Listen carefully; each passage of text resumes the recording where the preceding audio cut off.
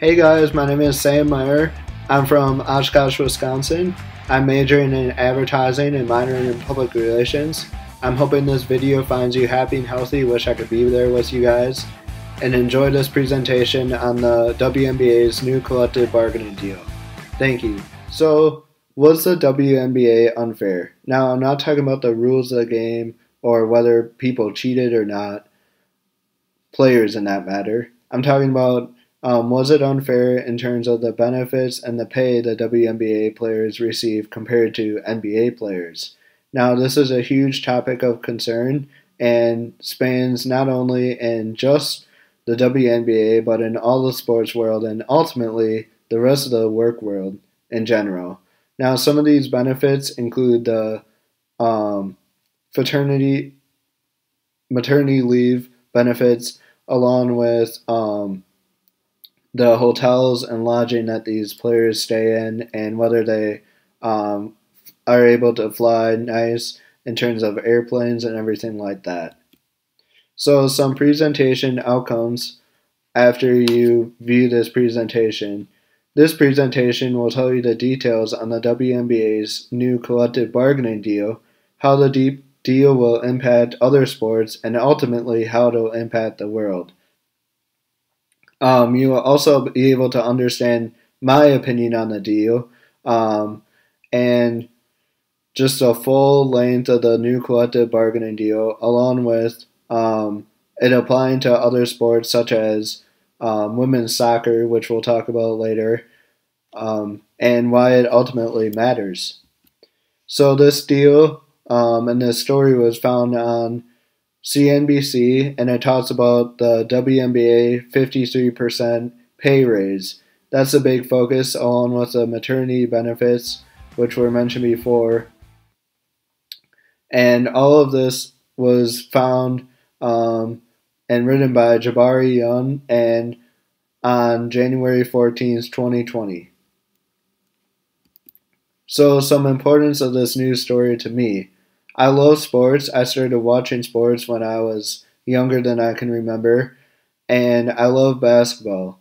I started going to the Wisconsin high school basketball tournament when I was just a little kid, and ever since then I've loved watching basketball. I covered basketball for 2 years through a page I called FVA Notice, which is the Fox Valley Association located in the middle of Wisconsin, and also, I have another connection to basketball because one of my good friends is a basketball coach, a girls basketball coach, up near Green Bay, Wisconsin, in high school.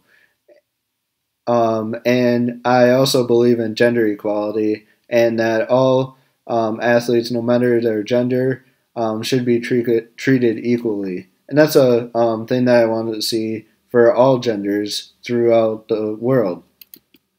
So the WNBA new collective bargaining deal. So there's a 53% higher pay raise for the WNBA through this deal.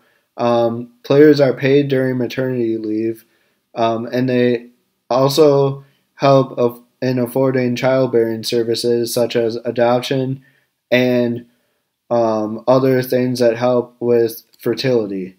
There's nicer accommodations, first class flights compared to the usual coach class flights.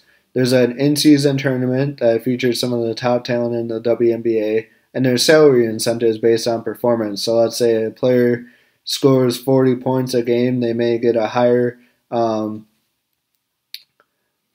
pay for that game, along with higher pay for making playoffs and the WNBA finals. So the mid-season tournament sounds intriguing. As was mentioned before, there is going to be a mid-season tournament. A tournament format is how these players ultimately grew up. On the right here, you see Paige Becker. She's one of the top, probably the top high school basketball player overall. And she grew up playing AAU like most of these players. And so AAU is a tournament format for younger kids. And so these players are used to it, all to say. There's going to be neutral sites for this tournament that create the most competition in places like Las Vegas, and other places similar to that. Marquee matchups can be featured. On the right here, you see Enrique. She's from Milwaukee, Wisconsin, and went to Marquette High School and is regarded as one of the top players. And so she can have marquee matchups that'll help her and other WNBA players prepare for the postseason. The WNBA is bound to also make a lot of money from this, and it'll be a huge revenue generator as all these fans can be gathered in one location, such as like Las Vegas or Los Angeles, and can all benefit from gaining ticket sales and other things that go along with this tournament. That'll be a huge success also in terms of media attention for the WNBA, as this whole deal will bring in media attention. So I wanted to focus a little bit on the author being biased or taking one side. So this article is fact-based. It includes a lot of facts about the deal and about pay increases and about how much more they'll be paid and about just general details that are bound with this deal. Jabari Young, who's the author, may have exaggerated previous conditions such as flying first class compared to coach. I don't know if there's really that big of a difference. It's not like they were driving in their cars or driving in school buses compared to now flying first class. So that's kind of up in the air. But also there's a little bit of bias in the fact that WNBA players aren't being paid as much as NBA players, which can be biased because NBA players are making way more money, but they're also selling out arenas, which is not happening in the WNBA as of right now. And so until the WNBA sells out arenas like NBA and brings in as much revenue, that could be considered bias. But you can also find this article intriguing, and that means that the author does have to put a little bit of his own spin on it. And so I think this bias doesn't interfere with the way the story is written and the details of the story. So I think it does a good job of that.